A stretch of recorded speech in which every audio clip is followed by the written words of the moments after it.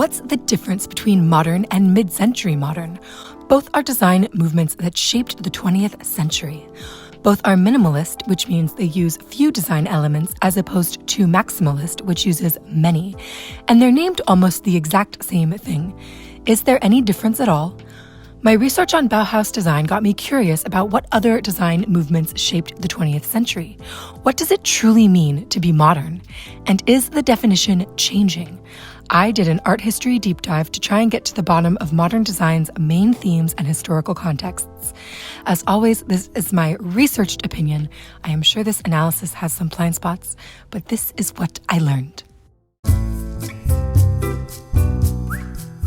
In a nutshell, mid-century modern is just one type of modern design, but modern and mid-century modern do have some key differences. Modern typically refers to sleek minimalist designs from the 1920s through the 1980s. It uses straight lines, neutral colors, and raw materials. It started in Europe, specifically Germany and Switzerland, but it spread all around the world. Mid-century modern is like modern's hip little sister. Mid-century modern ruled the 1950s and 1960s. Mid-century modern uses curved shapes and pops of color. Plastic is a key material in mid-century modern design. Some of the most exciting examples of mid-century modern are in North America and Brazil. Let's take a closer look at modern design.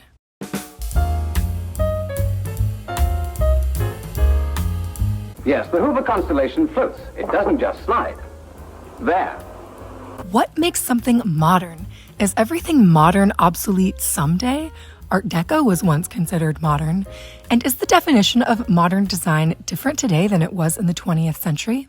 The word modern can mean relating to a recently developed or advanced style, technique, or technology. Technology advanced rapidly after World War II. So in the design world, the word modern still refers to design from that era. We use the word contemporary to describe design that is happening in the now. Interior designer Natalie Meier says, "Modernism was the future in the early mid-century. It harnessed the capability of machinery to offer affordable housing and furniture solutions to the masses." The birthplace of modern design is the Bauhaus School. This German school opened as a result of Germany's economic depression after World War I. The Bauhaus School wanted to design affordable and materials-efficient housing and furniture for everyone to enjoy. It did this with straight lines, raw materials, and minimal decorations. This revolutionary trend influenced movements like the International style, Scandinavian design, which is basically what you find at IKEA, Brutalism, the concrete style of architecture, and eventually mid-century modern. In America, technology and the baby boom led Americans to spread out into the American Southwest, which became sort of the suburbs of modern America. The flat roofs and natural light of modern housing design are perfect for the desert. Let's look at some examples of modern design.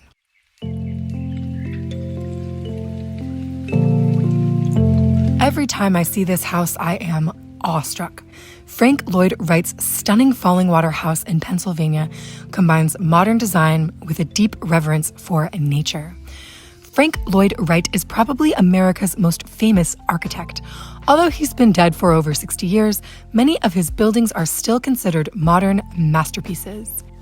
Frank Lloyd Wright designed this house in the late 1930s for the Kaufmanns, wealthy department store owners. The house is suspended over a waterfall by a cantilever.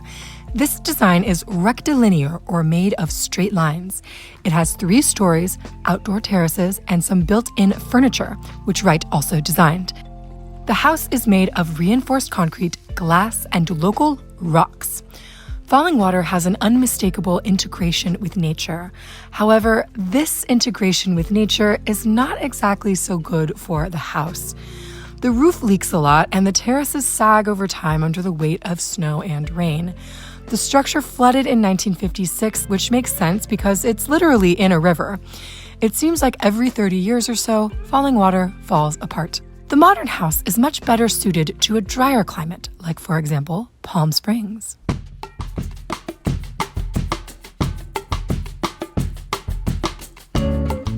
This photo is called Poolside Gossip. It was taken by Slim Aarons at the Kaufmann Desert House in Palm Springs, California. This house was commissioned by the same bloke who commissioned Fallingwater, Edgar J. Kaufmann Sr.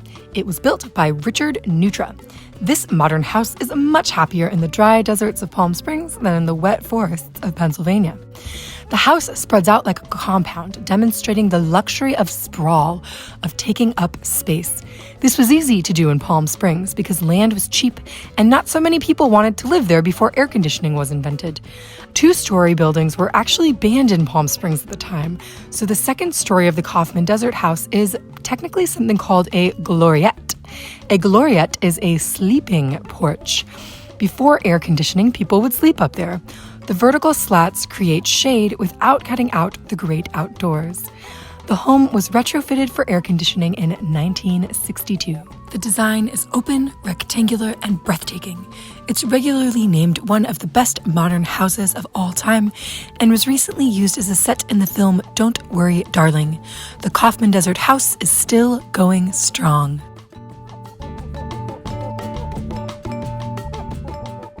Brazilian architect Lino Bobardi was born in Italy and became one of Brazil's most daring modern designers. This is her house. She built it for herself and actually lived there for 40 years.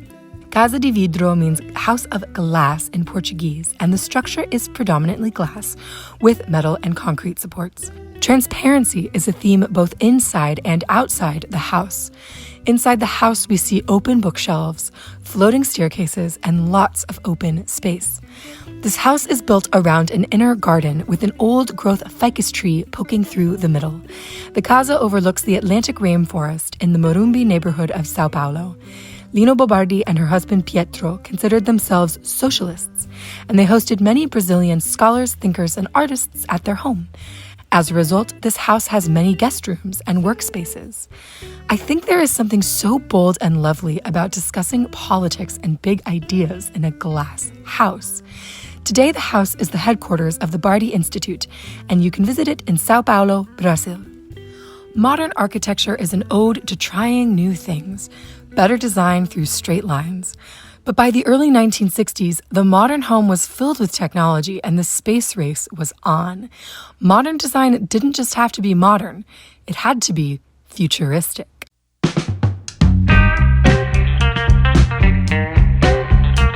Technology and futurism were both big influences on mid-century modern design. The space race dramatically changed the 20th century. In the United States, money poured into education to make American students smart enough to build a rocket.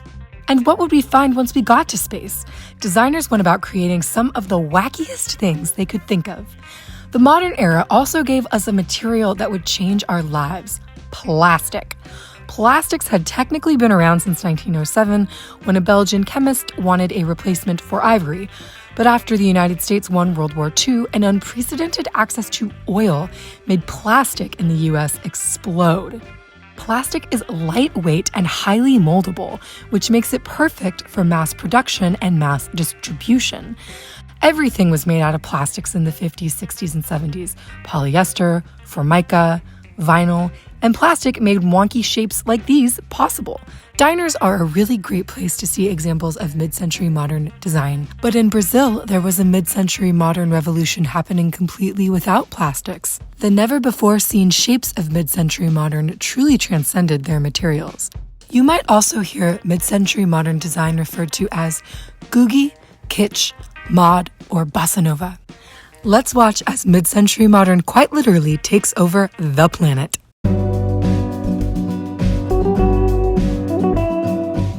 Have you seen this chair? You probably have.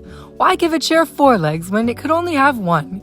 The Finnish-American designer Eero Saarinen hated furniture legs. Eero was quoted saying, "The undercarriage of chairs and tables in a typical interior makes an ugly, confusing, unrestful world. I wanted to clear up the slum of legs. I wanted to make the chair all one thing again." Eero's one-piece, one-material philosophy, however, proved more difficult in practice. That's because the materials available, like fiberglass, weren't strong enough to support his design. The chair would usually fall over or break once somebody sat in it, but Saarinen eventually figured it out by using plastic. And when Saarinen designed the iconic TWA Hotel and Terminal, he filled the space with Tulip chairs. The TWA Hotel and Terminal is itself a glorious example of mid-century modern design. The swooping shapes, abundant light, and pops of orange make me think I've landed in the future already. The Tulip chair actually did make it out of this world.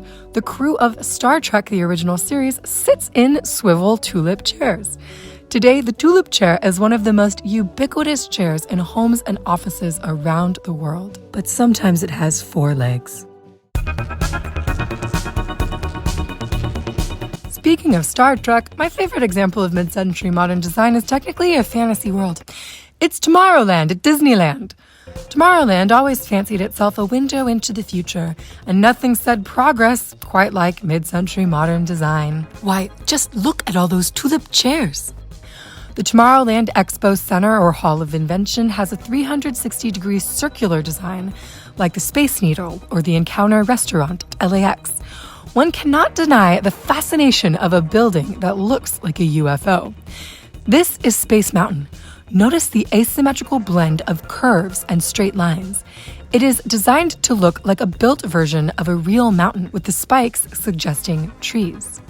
When Walt Disney dedicated Tomorrowland in 1955, he made a plaque that said, "Tomorrowland, a vista into a world of wondrous ideas, signifying man's achievements, a step into the future with predictions of constructive things to come.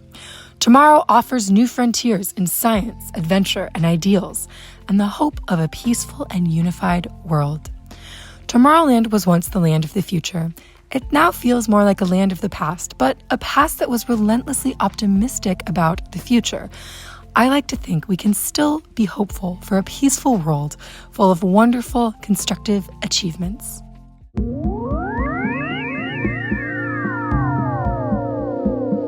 But mid-century modern design didn't just stop at a theme park. Oh no, why have a theme park when you could build a whole city? That's exactly the idea behind Brasilia, the current capital of Brazil. In 1956, the Brazilian government planned a brand new city that they hoped would bring Brazil into the future. One of the main architects, Oscar Niemeyer, fully embraced curves. He said, "I am not attracted to straight angles or to the straight line, hard and inflexible, created by man. I am attracted to free-flowing, sensual curves. The curves that I find in the mountains of my country, in the sinuousness of its rivers, in the waves of the ocean, and on the body of the beloved woman. Curves make up the entire universe, the curved universe of Einstein." In other words, to this architect, curves represent harmony. This is the Alvorada Palace, which is like the Brazilian White House. The water feature and these stone swoops make the building look like it's floating.